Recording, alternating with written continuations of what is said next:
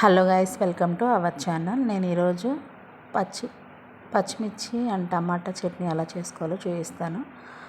అందరికీ వచ్చే ఉంటుంది, కానీ ఇది మా అమ్మమ్మ నేర్పించింది, అది మీకు చూపిస్తున్నాను. పచ్చిమిర్చి అండ్ టమాటా తీసుకొని దాంట్లోకి కొద్దిగా వాటర్ పోసుకొని ఉడకపెట్టుకోవాలి. మంచిగా ఉడకాలి అవనేవి పచ్చిమిరకాయలు అండ్ టమాటాలు.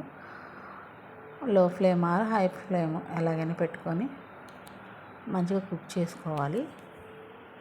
అవి ఉడికినాయో లేవో చెక్ చేసుకోవాలి. అడుగంటుతుందో లేదో అని చెక్ చేసుకొని చూస్తున్నారు కదా, బాగా కుక్ అవుతుంది.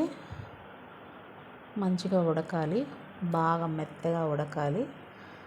ఆ వాటర్ అనేది మనం పోసిన వాటర్ని తగ్గుతూ ఉంటుంది. అప్పుడు లాస్ట్గా అడుగంటకుండా తీసుకోవాలి. చూసారు కదా, మంచిగా కుక్ అయింది. ఇప్పుడు మనం ఆ వాటర్ని ఎక్స్ట్రా వాటర్ని సపరేట్ చేసి దాంట్లోకి పచ్చిమిరపకాయలకి టేస్ట్కి తగ్గట్టు సాల్ట్ యాడ్ చేసుకోవాలి.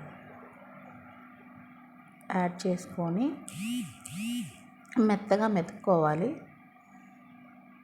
చూస్తున్నారు కదా, వీడియోలో చూసినట్టు చాలా మెత్తగా మెతుక్కోవాలి. ఆ సపోర్ట్ లేక నేను అలా చూపిస్తున్నాను. చూసారుగా, మెత్తగా మెదిగింది.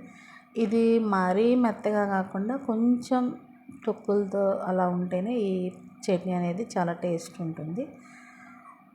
రాని వాళ్ళు కూడా చేసుకోవచ్చు, చాలా బాగుంటుంది. వైట్ రైస్లో కానీ మామూలుగా మన టిఫిన్ సెక్షన్లో కానీ తినొచ్చు. ఆ మెత్తగా మెతుకున్నాక మనం పోపు పెట్టుకోవాలి. పోపు కోసం ఆనియన్స్, ఎండుమిర్చి అండ్ జీలకర్ర. నేను ఈరోజు చట్నీలోకి సాంబార్ రైస్ చేశాను. పోపు పెట్టుకొని జీలకర్ర కూడా వేసుకొని దాన్ని మనం ముందుగా